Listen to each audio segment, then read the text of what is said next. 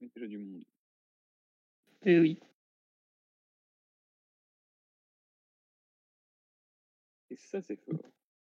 Est-ce que Quentin vient et passe ou il passe pas? Je ne sais pas, mais en tout cas, là, on est en live actuellement. Normalement, les gens nous entendent sur ce beau live. Donc, bonjour à Nono, le petit zigoto, notamment. On espère que tu vas bien et que tu nous entends. Quand je dis nous, c'est donc François et moi-même. François qui nous accompagne sur une petite demi-heure, c'est ça? Absolument, oui, à peu près, jusqu'à 20h, 20h10. Bon, c'est déjà bien. Alors, Je pensais à mettre un petit tweet. Non, mais si tu veux, je te laisse le faire comme tu veux. C'est parti, je fais ça. Allez, pendant ce temps, je vais donc saluer Wayne29, Sing également, et Sing qui fait bien de me remarquer qu'on entend moins François, je vais modifier ça, et en même temps, je vais peut-être vous expliquer un peu le concept. C'est vrai que, on va pas dire que c'est putaclic, mais là, ce qu'on va faire, c'est qu'on va pas vous donner des exclus, etc., soit parce qu'on les a pas, simplement, ou même qu'on ne peut pas forcément les divulguer quand on en aura. Mais en revanche, on va revenir un peu sur l'actualité qu'il y a eu au niveau de tout ce qui est rumeur au Stade Brestois. On sait que le mercato est propice à ce genre de situation, qu'il y a toujours de plus en plus de monde pour jouer l'insider, entre guillemets. Et donc, on va revenir un peu sur toute cette semaine. Il y a eu beaucoup de choses cette semaine qui sont sorties dans divers médias, plus ou moins fiables. On va essayer un peu d'évaluer la fiabilité en fait de ces médias quand on voit que le Disport a fait, je crois que c'est 5-6 articles sur le Stade Brestois sur ces 3 derniers jours. C'est intéressant de savoir est-ce que c'est fiable, est-ce que ça peut être crédible. Ça va être aussi l'occasion de donner un peu nos avis sur les diverses pistes qui sont évoquées, est-ce que c'est un profil qu'on aimerait voir ou non. Et donc voilà, c'est un format un peu nouveau qu'on a eu. Enfin, on a eu l'idée vraiment en voyant le Disport faire un peu n'importe quoi, mais encore une fois, on n'est pas juste là pour taper. Quand on le verra, il y a certains médias qui sont très fiables et on va le souligner. On va revenir dessus ensemble avec donc Fanche et peut-être Quentin qui nous rejoindra en cours de route. On verra ça tout à l'heure. Absolument. Alors je finis le tweet. Tout à fait. Alors pour l'occasion, je nous ai dépêché un tout petit diapo, un truc assez rapide. C'est donc hop. Et normalement, ça y est, ça s'affiche. Donc vous voyez le thème en fait, tout simplement de ce live. Donc il y a eu 3 grandes actualités dans cette semaine du Stade Brestois, enfin 2 grandes. On va commencer par celle qui est peut-être la plus chaude, c'est le départ de Romain Perrault. Donc pour savoir qui est envoyé à Southampton, certains envoient à Leeds, d'autres. Ça va être aussi un peu l'occasion de découper un peu l'emballement médiatique sur le transfert, comment ça s'est fait, comment sont enchaînées les infos, d'où elles viennent, etc. Et après, deuxième point, on part évidemment celui que tout supporter brestois attend, c'est le futur coach. Il y a énormément de rumeurs, certaines plus solides que d'autres, etc. Donc on reviendra dessus. Et enfin, le troisième, parce que voilà, il y a eu quelques autres éléments qui ont été mis, qui sont intéressants, dont on a assez peu parlé finalement, mais qui sont assez intéressants. Donc on reviendra dessus en troisième temps. Alors peut-être pour commencer, Franche, je te propose de commencer par l'actu chaude, Romain Perrault. Ah oui, absolument. Romain Perrault vers Southampton, Lise ou autre, je vois que tu as mis dans ton diapo. C'est vrai que tu fais bien de souligner le autre, parce que c'est Loïc Tanzi de RMC qui évoquait un club qui n'aurait pas été encore cité dans les négociations, qui essaye d'arracher Perrault, qui pourtant se dirige quand même vers Southampton. Tout à fait. Alors on va reprendre la généalogie en fait de cette histoire. Donc le départ de Romain Perrault, on en parle depuis le 4 juin. Donc, le 4 juin, c'était il y a une semaine, tout simplement. Avec un article, c'était l'équipe qui affirme que Romain Perrault allait quitter la Bretagne pour rejoindre l'Angleterre. Ça, il y a un consensus là-dessus. Et à l'époque, il y avait 3 candidats avoués, c'était Southampton, Newcastle et Leeds. Et élément intéressant d'emblée de jeu, c'est que ça nous disait transfert qui va dépasser les 10 millions d'euros. Bon, on va voir, c'est un des points assez importants au final encore aujourd'hui. Suite à ça, on a eu un peu de remue-ménage, notamment avant-hier, avec d'un côté 2 personnes de sources a priori qui n'ont rien à voir entre elles, qui annonçaient que le transfert de Romain Perrault était réglé du côté de Southampton pour un montant de 10 millions d'euros. Donc ça a un peu agité, vous l'avez probablement vu. Alexis Bernard, vous l'avez beaucoup vu cette semaine, je pense qu'on le verra beaucoup pendant ce mercato malheureusement. Mais Mais malheureusement, ce qu'on a fait, nous, du côté de Brestonner, et c'est pour ça qu'on n'a pas relayé ces informations, c'est qu'on est allé un peu à la pêche à la crédibilité, à la fiabilité. Et en fait, ce qui en ressort, c'est pas très positif. Donc, le premier qu'on a cité, c'est Ryan Taylor, qui est journaliste donc au Daily Sunday Express. Et c'est un tabloïd anglais avec absolument aucune fiabilité. Malheureusement, on a regardé juste comme ça. Le Daily Sunday Express a annoncé 4 causes différentes sur le point de signer à Crystal Palace en l'espace d'une semaine. Et a priori, ça ne sera aucun des 4. Donc, en termes de fiabilité, c'est difficile de mettre une info, de dire que c'est bon, lui, il a raison, et ça sera comme ça. Permets juste de t'interrompre, t'as raison. Et aussi, surtout, de faire très attention aux gens qui relaient les rumeurs. Souvent, c'est repris, on voit un article, je sais pas, de but, par exemple, but football, ou truc comme ça. En fait, c'est très, très, très souvent, ce sont des sites qui ne font que reprendre, en fait, des éléments qu'ils ont pu trouver ci et là sur Twitter sans forcément avoir une source qui soit sérieux. C'est d'ailleurs parce qu'ils cherchent, eux, leur objectif, c'est simplement d'avoir du clic, le plus de clics possible. Alors forcément, ça fait bien de dire avec un titre un peu plus tactique, je ne sais pas, un tel va signer à tel endroit. Alors que quand on lit le cœur du message, après ensuite, de l'article, il y a très peu de choses dedans. Donc il faut vraiment se méfier de tout ça. C'est ça. Et un des sites spécialisés là-dessus, et sur le coup, c'est totalement assumé, c'est l'Audisport, le journal d'Alexis Bernard, qui, lui, c'est marrant parce qu'il présente ça comme une exclue que Romain Perraud ira vers Southampton pour 10 millions d'euros. Mais aussi, c'est qu'on le voit, l'équipe avait déjà annoncé Southampton comme un potentiel candidat. Et lui, ce qu'il a ajouté, en fait, c'est le 10 millions d'euros pile. Le souci, c'est qu'après, quand on réfléchit, on regarde ce qui se passe dans les sources un peu plus fiables côté britannique, et côté britannique, il y a The Athletic. The Athletic, c'est tout simplement la meilleure source au Royaume-Uni sur tout ce qui est football, sur tout ce qui est transfert. Ils sont vraiment très très rarement trompés. Et ce que The Athletic nous dit, c'est que Romain Perraud, ça c'est un article qui date du 8 juin, donc le jour même, Romain Perraud est la priorité de Leeds. Alors attention, ça ne veut pas dire que Romain Perraud ira à Leeds, même si moi c'est mon souhait, on va en discuter jusqu'après. Mais ça veut dire que Leeds est prêt potentiellement à faire une contre-offre. Et là, d'un seul coup, le montant de 10 millions d'euros, il perd quand même en crédibilité. C'est vraiment sur ce montant. Tu disais, Yann, que toi, du côté de Leeds, s'il devait envoyer l'argent, il le ferait sans trop de difficultés. Ça pourrait monter assez vite, quoi. Oui, c'est ça. C'est exactement ça. Et a priori, c'est quand même ce qui s'est passé, parce que là, on va revenir tout de suite dessus. Ce qui s'est passé, c'est qu'aujourd'hui, on a 2 nouvelles informations. Alors, la première, qui date en fait de hier, c'est l'équipe qui annonce que Romain Perraud rejoindrait Southampton pour 12 millions d'euros, et non 10. Et c'est intéressant à lire, là, c'est le va rejoindre. Il n'y a pas d'utilisation du conditionnel. Ça change. C'est vrai. Par contre, le conditionnel, il y a quelqu'un qui l'a employé, c'est Pierre-Yves Henry. Alors, Pierre-Yves Henry, pour ceux qui ne le connaissent pas, c'est le responsable des sports du Télégramme. Donc, en soi, c'est le journaliste le plus proche du Stade Brestois 29. Donc, je pense qu'on peut le dire comme ça. Je pense aussi qu'on peut dire une chose, c'est peut-être que c'est le plus fiable. En tout cas, il n'ira pas sortir une saucisse. Je pense qu'il préfère ne rien sortir s'il n'est pas sûr. Donc, quand Henry va tweeter quelque chose, va écrire quelque chose dans le Telegram, vous pourrez le croire sans nul doute. Il utilise donc le conditionnel, tu le dis, Yann. Parfois, il peut évidemment se tromper, mais je pense que c'est quelqu'un qui est très sérieux, consciencieux dans le boulot, qui essaye de recouper les sources. Ça va pas être quelqu'un qui va sortir un article pour sortir un article et faire du buzz. Il travaille dans une rédaction, il a quand même des comptes à rendre aussi à des gens. Si vous deviez suivre un compte sur Twitter pour le Mercato, moi je vous conseille clairement de suivre Pierre-Yves Henry. Tout à fait, je ne crois pas mieux dit. Et on va quand même citer, parce qu'on va mettre cet épisode en format podcast également, Pierre-Yves Henry, ce qu'il nous a dit aujourd'hui, c'est, je cite, « On parle d'une offre à 13 millions de Southampton pour Romain Perraud. À l'instant T, pas d'accord entre toutes les parties, ça discute encore, dossier à suivre. » Voilà, c'est intéressant, on est quand même passé d'un 10 millions sûr et certain à 13 millions d'euros en même pas 24 heures. Oui, et puis si on peut donner également des informations de notre main à nous, on peut assurer que Romain Perraud, en tout cas aujourd'hui, n'avait signé nulle part, ça c'est sûr. Tout à fait.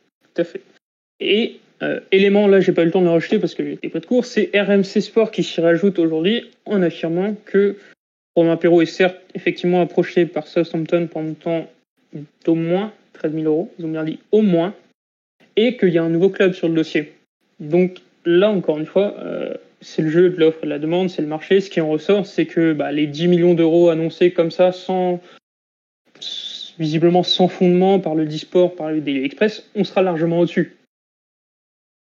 Absolument. Et pourtant, vous verrez, ça n'empêchera pas, notamment le Disport qui est assez adepte de ça, de dire oui, on vous l'avait dit. Alors que non, leur seule information, c'était le 10 millions d'euros et elle est visiblement basée sur du vent. Pour revenir sur du factuel et du concret au niveau de Romain Perrault, justement, on parlait de Pierre-Yves Henry qui était une des sources à suivre et un des comptes à suivre, des sources sûres et certaines de ce mercato, qui me dit justement que pour Romain Perrault, parce que c'est un transfert qui va animer le début de l'actualité du mercato brestois, il y a un pourcentage évidemment à la revente également qui était promis dans le deal à l'OGC Nice, d'accord. Donc ça, il faudra également le prendre en compte, qui serait selon lui aux alentours de 15%. D'accord. Il faudra le prendre en compte en effet. Donc voilà, là on a juste refait la généalogie un peu là-dessus de cette news. Maintenant, on va peut-être parler juste un peu de fond. Romain Perrault, toi, tu le lâches à combien d'euros? J'avais tweeté justement hier en disant que 10 millions, ça me semblait vraiment mal vendu, parce que quand on sait que c'est l'Angleterre, ça peut monter très vite. On a vu, même si on sait bien que c'est la crise Covid, que les clubs sont peut-être un petit peu moins à l'aise financièrement, ça reste quand même la première ligue, l'Angleterre, des clubs qui sont quand même très solides et très armés au niveau des ressources financières. Donc 10 millions, je trouvais ça un petit peu faible, surtout que il y a un pourcentage à la revente. Là, on entend parler donc de 13 millions. On peut imaginer que s'il y a encore des clubs qui sont dans la course, ça peut peut-être monter encore à un petit million, plus des bonus, j'imagine, qui seront assortis à cette affaire. On peut imaginer pour un bonus à la revente de 10, 15, 20% comme pour Diallo. Moi, je considère que 13 millions, à partir de 13 millions, c'est quelque chose qui est bien vendu pour un défenseur latéral qui a fait une très belle première partie de saison. Une deuxième partie plus difficile à l'image de l'équipe. Il a été recruté à peine 2 millions d'euros, donc ça ferait une plus-value quand même supérieure à 10 millions. Ça me semble très bien. Ça me semble très bien. On sait d'ailleurs que le club a besoin d'argent pour combler des petits trous liés notamment au fiasco Mediapro. Après toi, je ne sais pas ce que tu en penses, mais je crois que tu étais plutôt d'accord avec moi là-dessus. Moi, j'avais dit d'emblée que sous 12-13 millions, ça m'irait. Mais en dessous, ça n'irait pas. Là, en plus, l'élément qui s'ajoute, c'est, comme je l'ai dit, que c'est Leeds. Leeds, c'est un club qui n'hésitera pas à lâcher 20 millions sur un joueur. Pour connaître bien le fonctionnement de Leeds, j'ai quand même passé un an entièrement là-bas, à ne vivre quasiment que de ça. À Leeds, il y a une confiance absolue en leur cellule de recrutement, qui fait que si leur cellule de recrutement leur dit « vous le prenez », c'est pas grave s'il faut mettre 5 millions de plus que les autres. Et à Leeds, comment ça se passe? C'est Bielsa qui demande le joueur, ou alors c'est comme à Lille avec un mec comme Campos? Bon, c'est que Bielsa et Campos, ça n'avait pas du tout marché ensemble, mais c'est Bielsa qui coche les noms et ensuite on recrute, ou alors on lui propose des joueurs? On lui propose des joueurs. C'est Victor Horta qui propose des joueurs en s'appuyant sur une analyse, sur une cellule de recrutement qui se base beaucoup sur la statistique. Et évidemment, statistique, Marcelo Bielsa, voilà, ça match. Bielsa valide ou non les profils. C'est ça le fonctionnement, c'est annoncé très clairement par Victor Horta quasiment à chaque mercato. Et sur ce mercato, il y avait deux profils qui se dégageaient pour Leeds en tant que latéral gauche. C'est Romain Perrault et je me souviens plus son prénom, mais son nom de famille c'est Galan, un Espagnol qui joue à Huesca. Et a priori, Galan partirait plutôt vers Séville. Donc il resterait un seul profil, c'est Romain Perrault.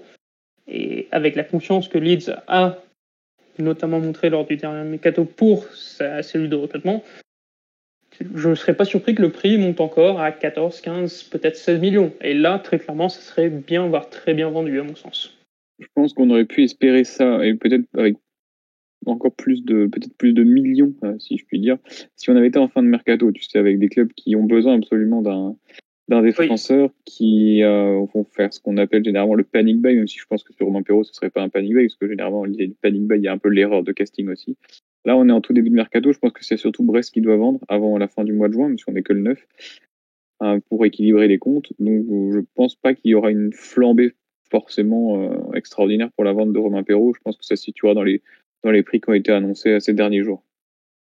Oui, et puis c'est cette saison. Le seul élément qui est un peu dommage, c'est que ça renforce un peu l'idée, Quentin en avait parlé à demi-mot, que Brest fait presque du trading quand même. Là, on voit Romain Perrault après une bonne saison et demie. Je pense que l'idée, je sais pas si sans Mediapro, Et sans l'échec de Mediapro et le manque à gagner qui était estimé par Pascal Robert à 12 millions d'euros, qu'il fallait combler avant la fin de l'exercice 2020-2021, est-ce que le club aurait été aussi dans l'urgence de vendre? Je ne pense pas. Peut-être qu'il aurait été assez solide pour conserver Romain Perrault encore une saison de plus. Surtout qu'il y a également d'autres joueurs qui sont sur le départ, qui ont une valeur marchande. Je pense à Romain Fèvre notamment et à Franco Nora dans une moindre mesure. Là, peut-être que c'est voilà, comme dit Sing29 dans le chat, les autres clubs savent que le Stade Brestois a besoin de cet argent aussi, donc peut-être que le club ne peut pas se montrer aussi gourmand qu'il aurait voulu, même s'il est quand même assez gourmand. Oui, bon, dans tous les cas, quoi qu'il arrive, on ne fait pas d'illusion, Romain Perrault risque de partir en Angleterre. On lui souhaite le meilleur. Ah oui, oui, absolument. On le suivra, on lui souhaite le meilleur. C'est clairement, je pense, un joueur qui aura donné le maximum de ce qu'il pouvait, en tout cas, à Brest, qui aura progressé à Brest. Donc ça, c'est bien. C'est aussi à mettre au crédit d'Olivier Dalloglio. Je pense qu'on a pas mal critiqué ces derniers temps, mais il faut aussi dire quand c'est bien. Et Perrault va partir, risque de partir en tout cas. Et lui souhaite, c'est clair, le meilleur pour sa carrière. Et il laissera, je pense, un très bon souvenir à tous les supporters de Brest. J'imagine personne dire que ça a été un fiasco Perrault, loin de là. Non. Alors, on va passer tout de suite à la deuxième catégorie, pas perdre trop de temps. C'est quand même la grosse actu, celle qui nous tient en haleine, c'est le futur coach. Alors, pour le futur coach... ça a un petit peu bougé ces dernières heures, j'ai l'impression. Oui, visiblement. Mais quand même, le point qui me semble important, l'élément qui me paraît fondateur, c'est cet article publié par le Telegram le 2 juin. Donc, malheureusement, c'est réservé aux abonnés, qui fait un peu une liste de tous les entraîneurs qui ont été proposés, qui ont eu des échanges, etc. et qui met aussi le profil. Donc là, c'est la phrase que j'ai extraite de l'article. Le Stade Brestois cherche un profil francophone, capable aussi de combler les manques défensifs de la période ODO, un entraîneur avec plus de poignes que le Gardois. Donc déjà, la liste, elle se rétrécit quand même. Je crois savoir que t'es assez déçu de ça. Je suis pas déçu, mais c'est le côté on se met des barrières en fait à chercher un profil francophone. D'accord, j'entends l'idée, il faut effectivement que ça matche assez rapidement avec un entraîneur qui puisse parler français. Mais on est en 2021 et je trouve ça dommage de se limiter. Il y a certainement des très bons coachs à droite à gauche. On voit des coachs à l'étranger qui réussissent, qui ne sont pas forcément français. On voit en France des coachs qui réussissent, qui ne parlent pas la langue en arrivant. Je trouve que c'est un peu dommage de se mettre des limites comme ça, même si je comprends l'idée qui est celle des décideurs du Stade brestois. Et après, évidemment, si on se limite à cette définition, ces critères, c'est-à-dire le profil francophone, il reste plus grand monde sur le marché. Il reste plus grand monde. Il y a des jeunes de la génération 98. On avait parlé de Patrick Vieira, Claude Maquet, Thierry Henry, par exemple, qui, je pense, ne viendront pas du tout à Brest et ne sont pas intéressés par un challenge brestois et de toute façon risque d'être trop cher. Après, on a tous les coachs que je considère du Sérail et que j'ai pas du tout envie de voir à Brest, les Garand, Duprat, même Black. Voilà. Justement, je pense qu'on peut te rassurer. Il y en a quelques-uns qui, si on en croit le Telegram et même confirmé par le West France assez récemment, ne viendront pas parce que le club les a refusés. Donc, a priori, Adrian Urcea, l'entraîneur actuel, ancien entraîneur de Nice, c'est non. Le Telegram affirme aussi que Pascal Duprat a posé candidature, et là encore, ça sera non.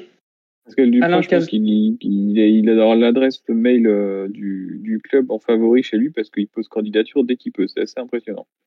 C'est vrai, c'est vrai. Alain Casanova, c'est non. J'avais oublié son existence. Honnêtement, depuis Toulouse, c'est non, effectivement. Salut NgoFast dans le chat. Et le quatrième nom qui est ressorti avant-hier, il me semble, avant-hier, par le Disport, c'est Rémi Garde. Et là-dessus, que ce soit Telegram et West France ont été unanimes, c'est non. Soit le club a refusé, soit il n'y a pas eu de contact. Et après, c'est un peu le jeu aussi. On sait que les agents de plein d'entraîneurs ont intérêt à les proposer un peu partout. Et je pense que Rémi Garde, c'est quelqu'un qu'on va voir proposer dans 7, 8, 9, 10 clubs d'ici la fin du mercato. Un peu comme Jocelyn Gourvenec. Tu as un avis sur Rémi Garde, parce que je sais qu'il a été à Montréal, peut-être que tu en avais parlé avec Max Tuyau de son parcours. Je sais moi depuis Lyon, finalement, je l'ai très peu suivi. Je sais pas du tout ce qu'il vaut. Honnêtement, c'est un nom qui, comme ça, me paraissait intéressant, mais visiblement, les avis sont plutôt négatifs sur lui.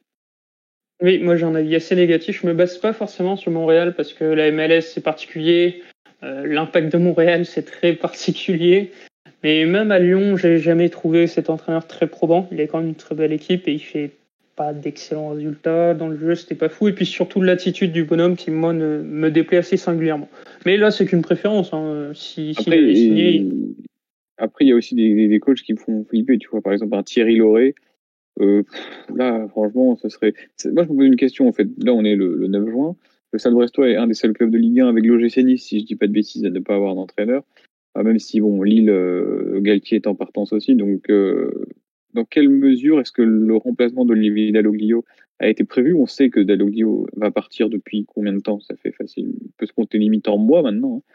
Et j'ai la sensation que l'anticipation, alors elle a certainement eu lieu, mais elle n'a pas été forcément idéale. On voit bien aujourd'hui quand on se retrouve sans coach. Alors quelle est la situation aujourd'hui? Soit on attend d'avoir la piste principale qui semble devoir être Michel Derzakarian, au risque de voir celui-ci signer ailleurs et de se retrouver avec un plan B ou C qui soit un coach pris par défaut. Je pense à un Guillon éventuellement. Je vois qu'il apparaît dans ton PowerPoint, un Guillon ou alors un Patrice Garand. Ça me ferait vachement flipper. Même si Guillon, à la limite, ce serait un moindre mal à mon sens. Il a quand même fait des choses à Reims qui sont intéressantes. Justement, pour revenir sur la situation médiatique, c'est assez bizarre parce qu'on a certains qui disent qu'il n'y a pas eu du tout de négociation et d'autres qui disent que les négociations sont en cours. Donc sur le coup, point d'interrogation, on ne sait pas si c'est une possibilité ou non. Et par contre, moi, quand j'ai vu son nom arriver, je me suis tout d'abord demandé, mais c'est qui lui déjà?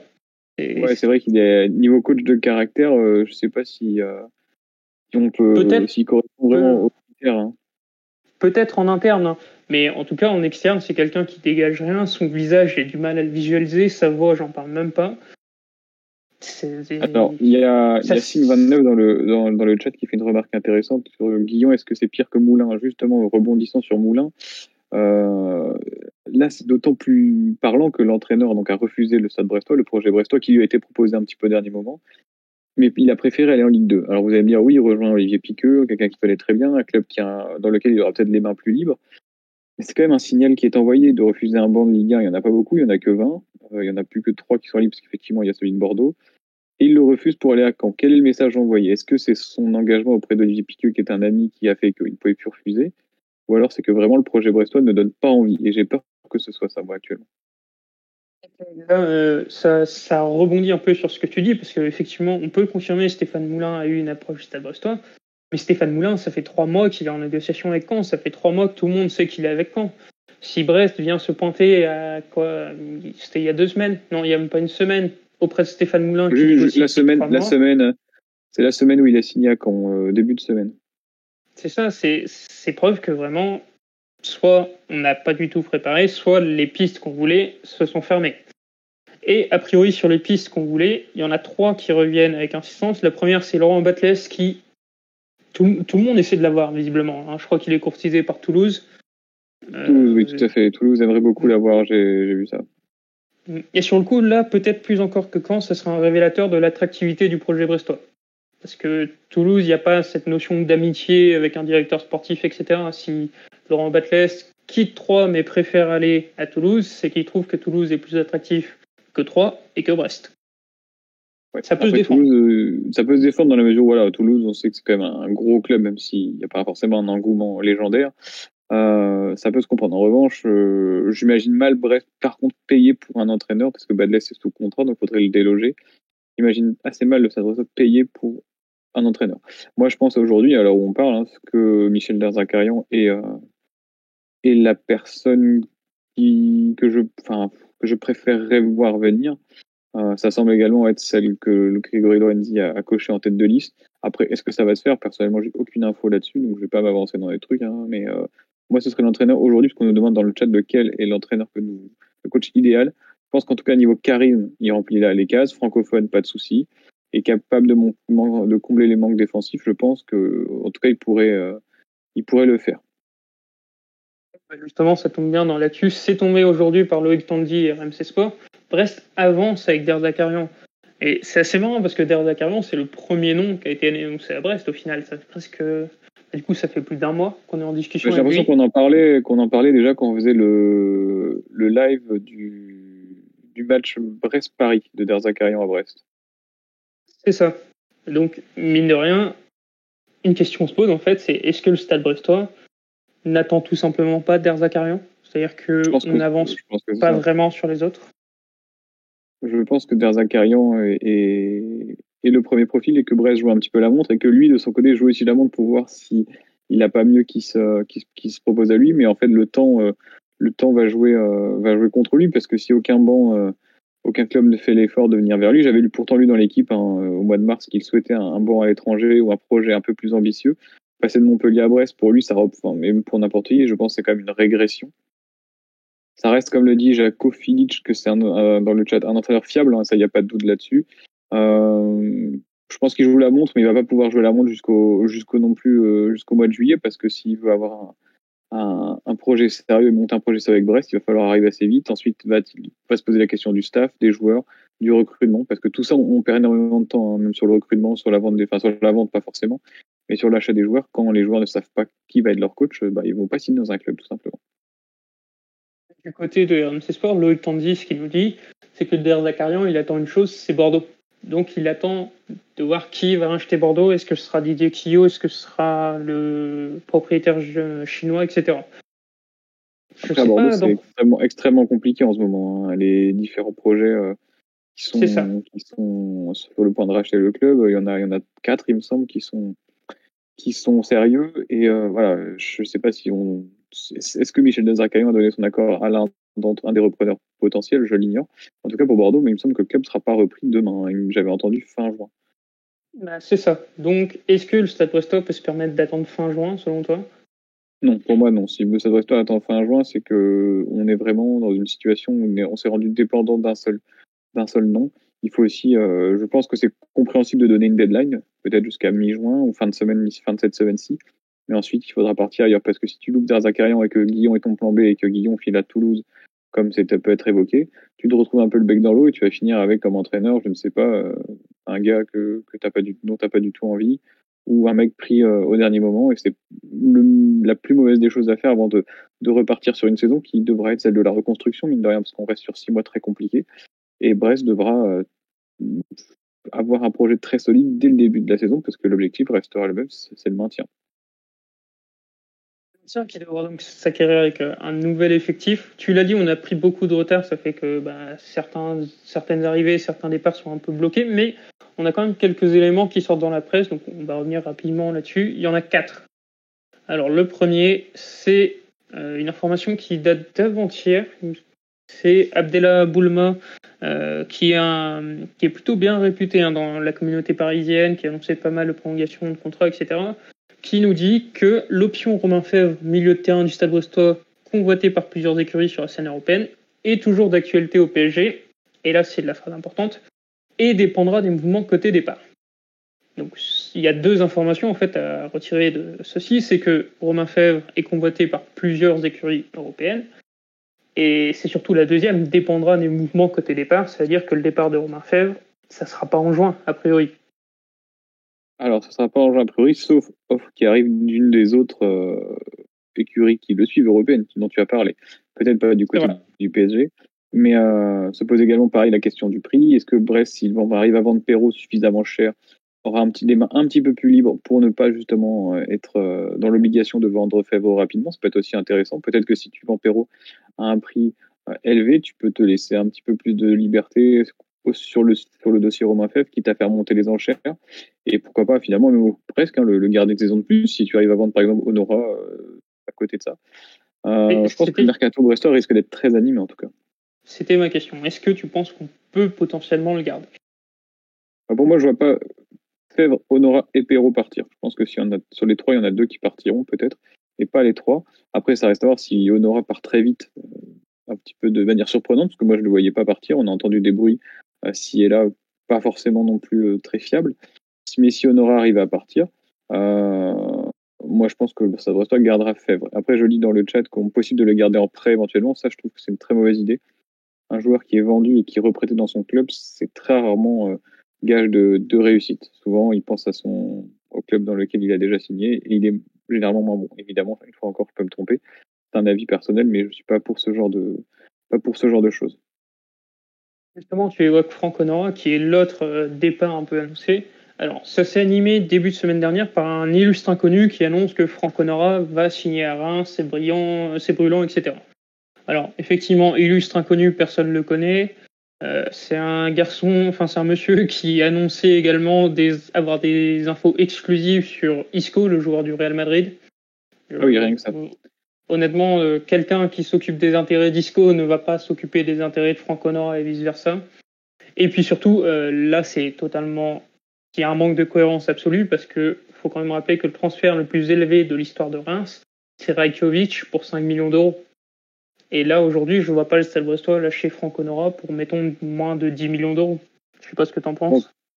Ouais, justement, se poser la question entre nous de savoir qu'est-ce que ce serait une bonne vente de Franck Honora, c'est assez difficile à dire, mine de rien, parce que c'est un joueur qui est assez difficile à estimer. Effectivement, moins de 10 millions d'euros pour moi, vu ses stats de la saison. Il a quand même des très bonnes stats. Il a porté Brest, notamment au mois de novembre, décembre. Moins de 10 millions d'euros, ce serait pareil, ce serait la braderie, quoi. Donc, effectivement, je pense pas qu'il puisse partir en dessous de ce tarif-là. J'ignore les bonus qui avaient été décidés avec Saint-Etienne, parce que de mémoire, il y en avait.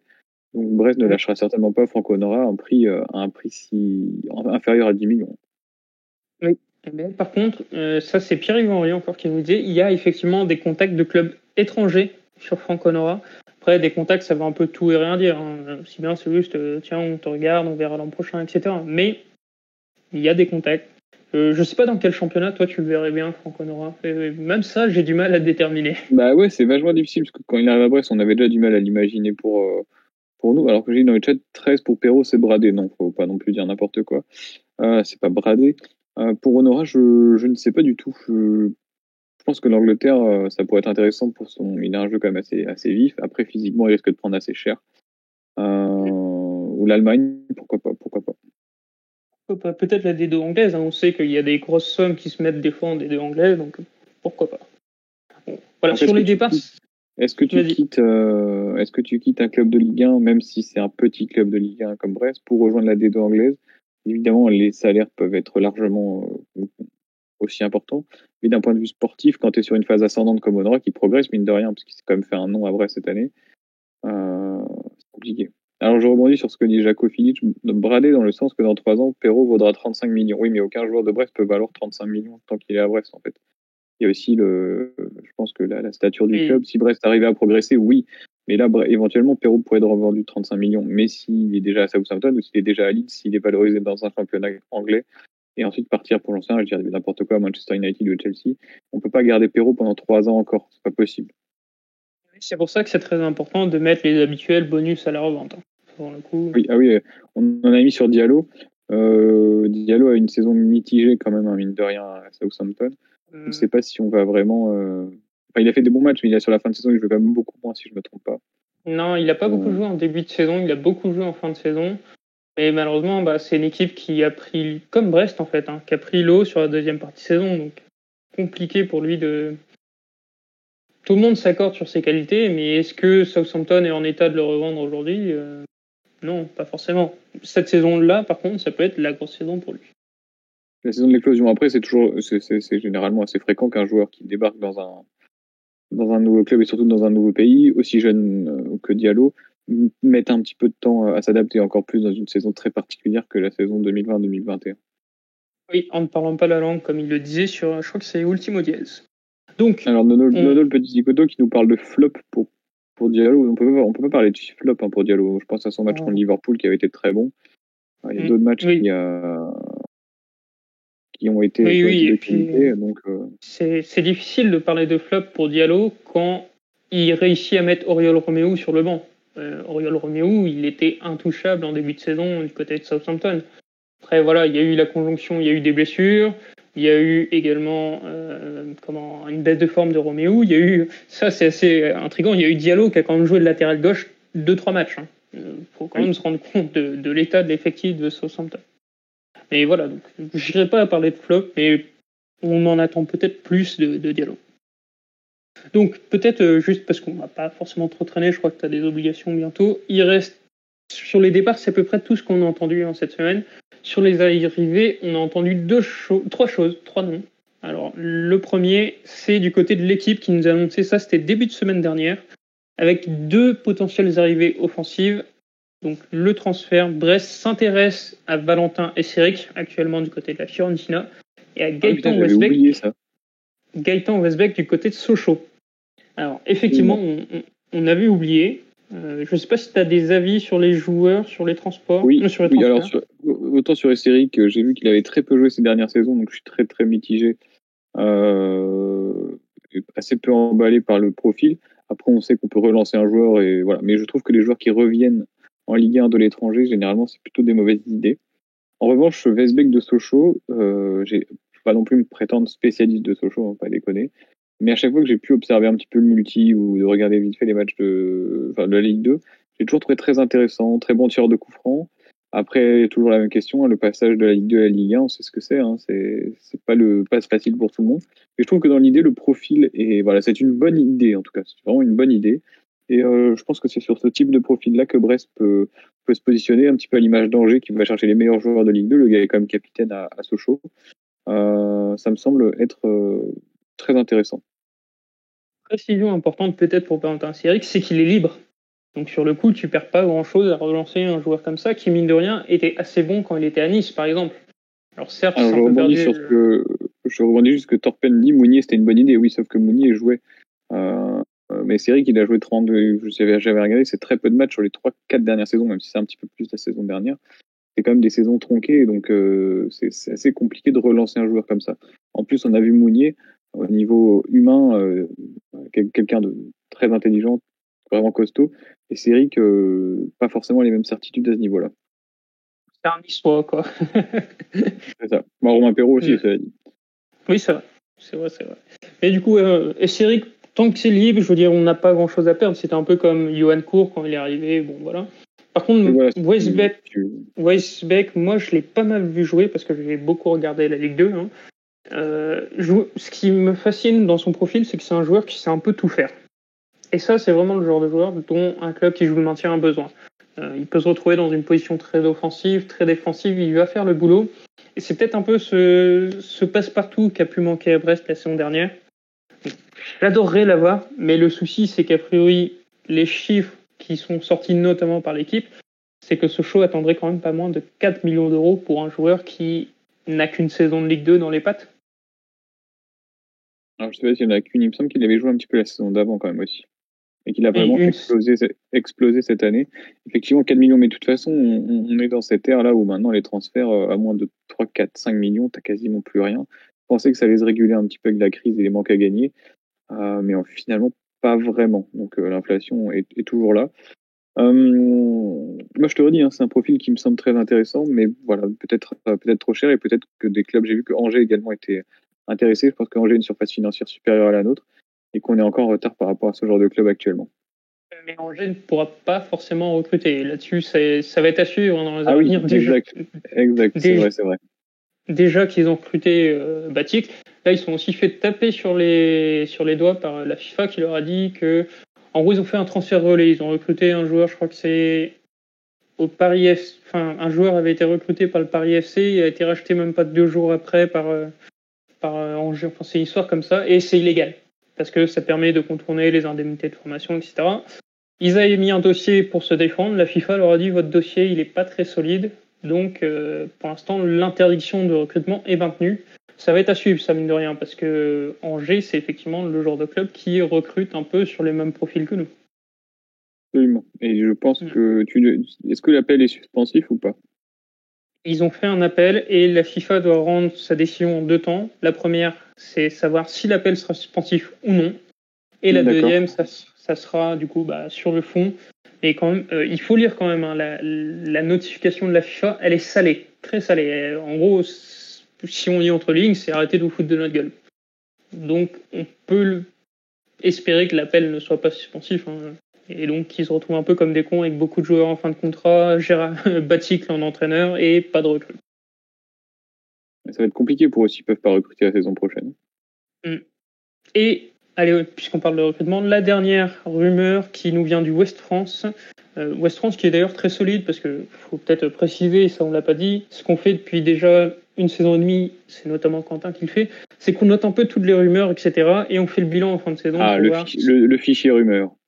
C'est ça, pour voir qui a eu raison, qui a raconté des cracks, qui laisse le doute, etc. Mais donc le West France qui est plutôt fiable, même très fiable, qui annonce Baptista Mendy qui va donc rejoindre le Stade Brestois 29 libre. C'est pas nouveau, mine de rien, c'était déjà une information qui était tombée, donnée par France Football, autre grand lauréat du fichier rumeur. Je crois que c'est en janvier dernier. Il me semble, on en a déjà parlé. Ça fait un petit moment, on en avait déjà parlé, ouais.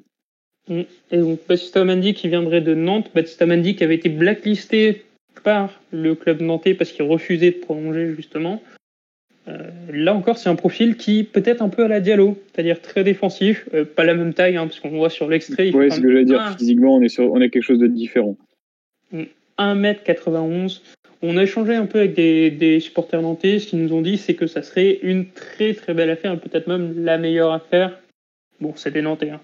À faire sur ce début de mercato parce que Baptista Mendy est libre, Baptista Mendy est jeune.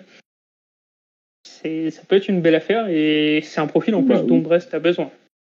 Dessus, outre le profil qui semble évident par son physique et son poste, je l'ai jamais vu jouer. D'ailleurs, de toute façon, très peu de monde a dû le voir jouer. Quentin me disait qu'il était présent en Gambardella contre le Stade Brestois. J'étais au match, mais personnellement, je m'en souviens pas du tout de ce joueur.